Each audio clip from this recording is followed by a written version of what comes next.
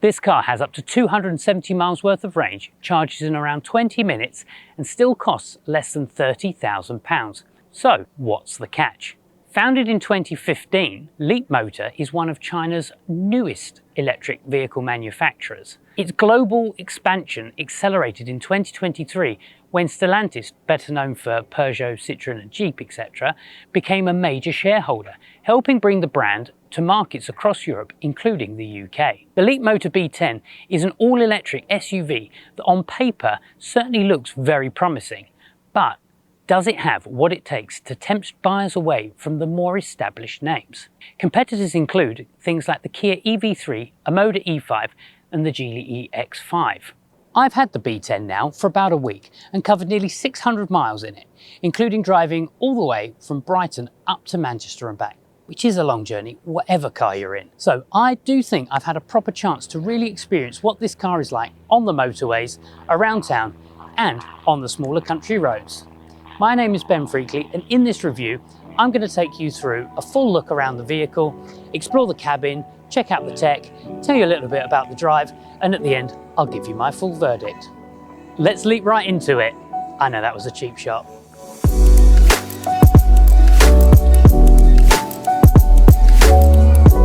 We'll start with some numbers. The B10 arrives in the UK with just one single specification, and that's got a 67.1 kilowatt hour battery. It's rear wheel drive and it's got up to 270 miles of WLTP range, 215 horsepower and rapid charging of up to 168 kilowatts, 30 to 80% in about 20 minutes. This range is comparable with things like the Kia EV3 and the Ford Explorer.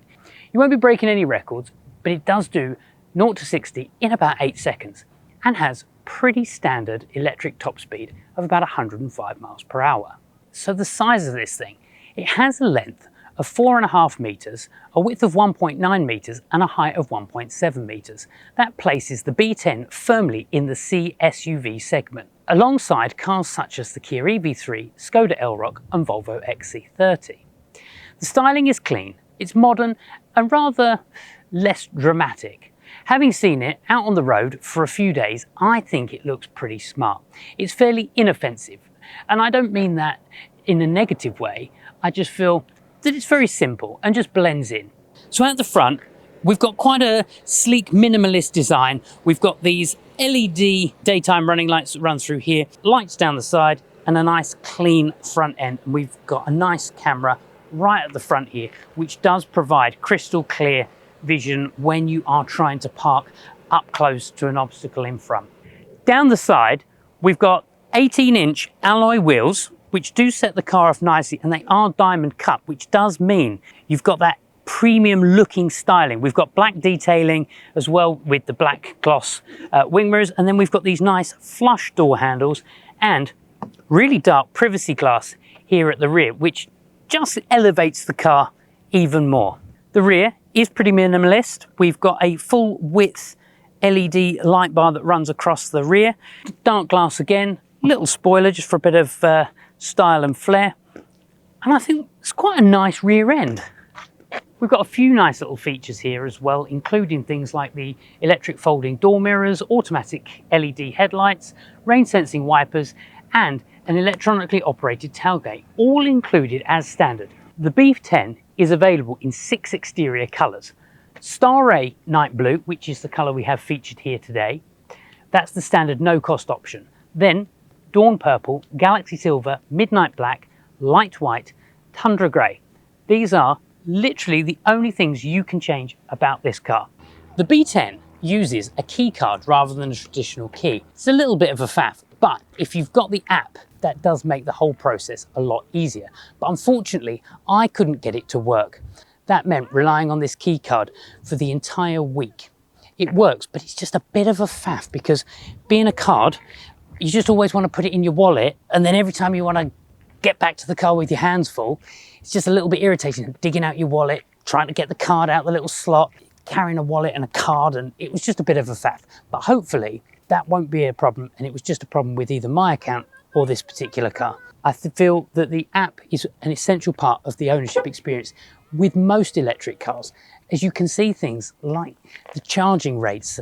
You can see how far it's got to go. You can pre-condition the vehicle, get it down to temperature, especially on a hot day like today. Altogether, this is a really smart family SUV that doesn't try too hard to stand out, but still manages to look modern and well proportioned. Are they playing it a bit too safe? Please let me know in the comments below what you think. In here, it's immediately clear that technology is definitely the focus. This is one of those areas where the B10's value proposition becomes more obvious. There are quite a few hard plastics, and I'm not entirely convinced by these running slots that we've got here along the dash. It feels like it should be more in a Land Rover Defender or something, rather than this premium value look that they're going for with this kind of clean, minimalist design that's used elsewhere in the cabin. It certainly doesn't feel upper premium, but for its price point, this is actually a good proposition. Ahead of the driver, we have the 8.8-inch digital display. The center dashboard is dominated by this super crisp 14.6-inch touchscreen, which is running Leapmotor's latest operating system. What I like is that the menus are clean, the graphics are really sharp, and the layout on the screen feels intuitive. Navigation, Bluetooth connectivity, voice control, and over-the-air software updates are all built in. One thing that really did actually surprise me was just how easy the technology is to use. With a lot of new cars, you have to sit here and relearn where absolutely everything is when you first jump in. But I got straight into the B10 and I found that most things were exactly where I expected them to be. And there are also quite a lot of similarities between the operating system here and my own Tesla Model 3. You can have the satellite navigation screen here running alongside this split screen with the media controls as well, without taking over the entire screen.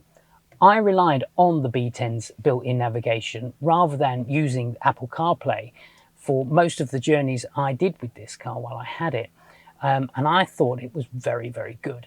It even warned me that there were things like bus lanes ahead and told me the restrictions where the times were applied, so that was really, really helpful. Wireless Apple CarPlay is included, although I did experience some lag when trying to scroll through my music library. The rest of the car's systems were consistently responsive, so I'm not sure whether it was something with my phone or perhaps the wireless connection. Let me know in the comments if you've experienced this kind of lag when using your media library in Apple CarPlay. You can also calculate things like how much remaining range you have, and that's based on your previous driving rather than just using the standard default calculation. And that driving behavior does give you a more realistic figure, and I found that particularly useful. Comfort has been considered.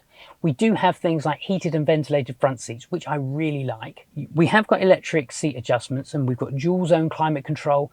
We've got USB-A and C ports throughout the car, and we've got ambient lighting and this massive panoramic sunroof, all as standard. The front seats though, they have supportive side bolsters, so they hold you in place nicely and stop you rolling around. However, the adjustment itself is fairly limited. There is no adjustable lumbar support, and you can't raise the front of the seat base to provide additional support beneath the thighs just behind the knees.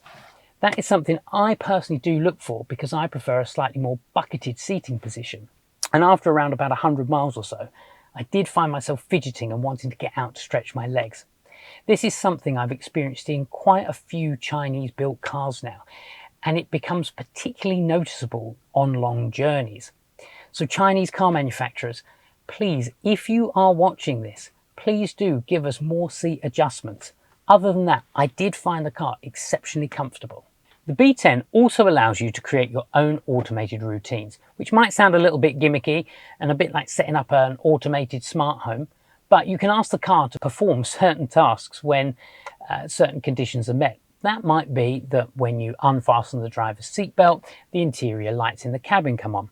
Or if the temperature exceeds or drops below certain temperatures, you might want to turn on the climate control. Even if it reaches a certain speed, you might want to have some form of alert. It's probably not something that a lot of people will use, but there's plenty of scope for how you can personalize this car to you. In the back, we have so much light and so much room. This panoramic sunroof comes right back to the back of the headrest in here, And because of the roof profile of this car, there is so much headroom. It feels very, very spacious. I'm 5'11", the seat is in the position that I was in to drive, and I've still got a good 6 to 8 inches in front of me. We've got armrest in the center with 2 cup holders. There is a little picture of what looks like a soup bowl with 3 dots on top. I still haven't quite worked out what that actually is yet, but it's very comfortable in the back here. Nice door handles with armrests. We've got nice deep pockets in the side here for bottles as well. And we've got USB A and C chargers. And there's additional storage here in the rear so you can keep sweets and things like that. Not really much more to say, but it's a very nice place to be here in the back. And of course, we've got Isofix on both outside rear seats. So good for families, good for child seats.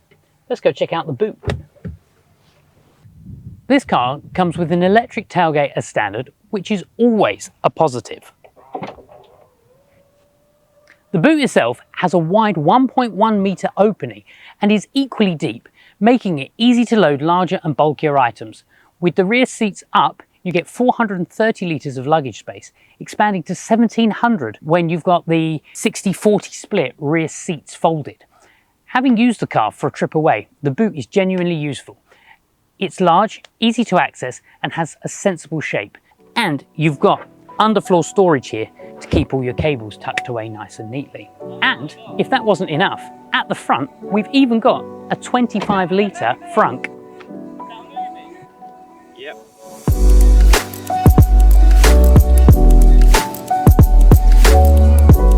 Everyday driving, this car is actually very pleasurable. I'm enjoying just poodling around little side suburban streets.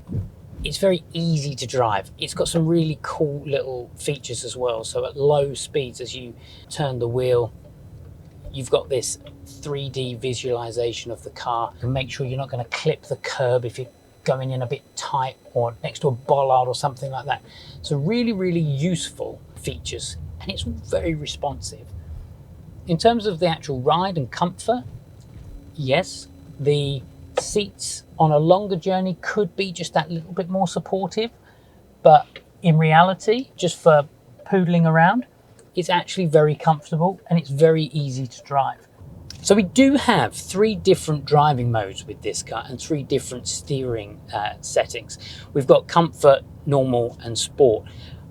I can't say I really notice a difference between them.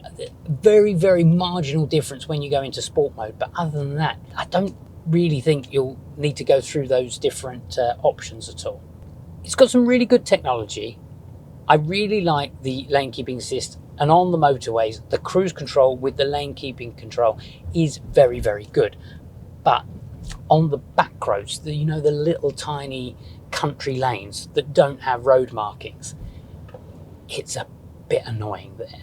I was constantly fighting against the wheel because it's trying to pull me over a line that doesn't actually exist. So to try and then turn that off in the menu, it's too fiddly, it's buried too deep. There is a quick control center, which is just a quick flick down from the top of the screen. And that's got loads of useful quick features, except those ADAS features.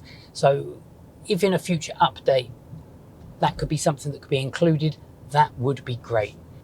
I really enjoy how simple this car is. Driving it in the everyday is just very easy. The displays are very clear and easy to read. Also, with these rollable left and right adjustments, it makes it very easy to get exactly where you want to go. And they've thought of useful things. So when you want to adjust the volume, you've got all the different volume controls. So for navigation, media, telephone, and then the alerts system as well. So you can turn all of those down just with a quick flick, because usually, again, they're buried deep in menus. So they really thought of everything here. I love this split screen setup. This is very in keeping with the Tesla that I currently drive.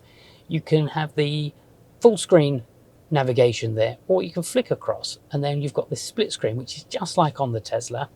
So you've got the driver visualization with all the key information there, and then the audio or media settings there too. And you can flick through and see things like mileage since last charge or since the start of your journey. The navigation for a built-in navigation is very, very good.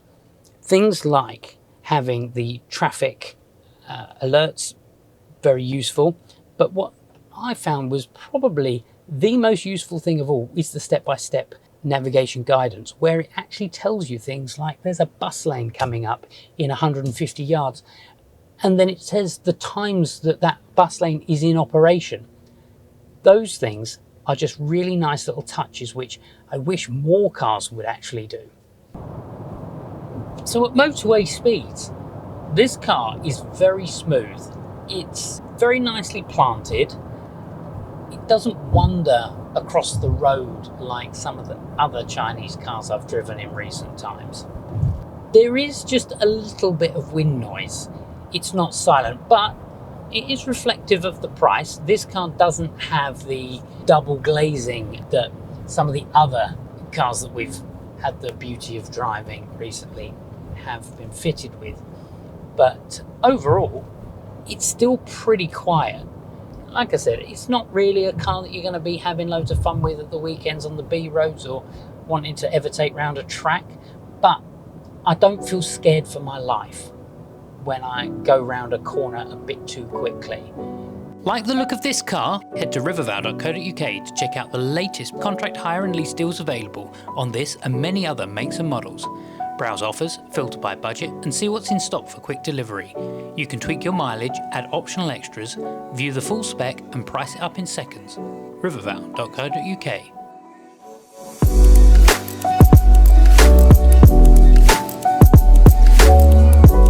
Prices start from $29,995 after Leapmotor's Leapmotor, and unlike many other rivals, you don't have to work your way up through the specification levels to get the good stuff. There's no confusion there.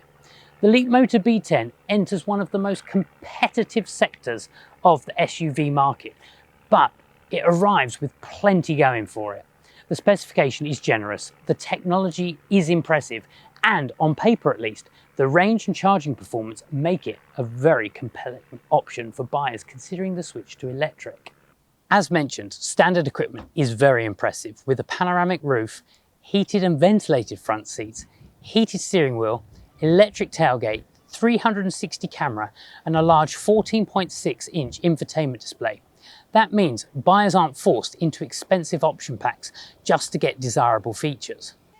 After nearly 600 miles, I think that the Leapmotor B10 makes a strong case for itself as a value-focused family EV.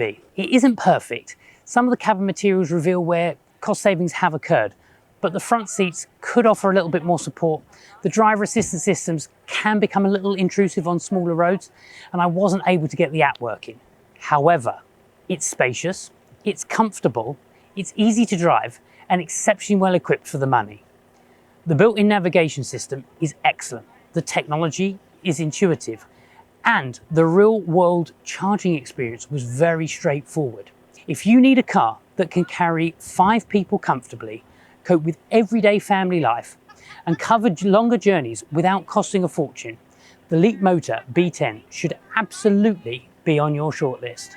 Thanks for watching, and if you've enjoyed this video, please don't forget to like, subscribe, and let me know in the comments below whether the Leapmotor B10 would make your shortlist. See you in the next one.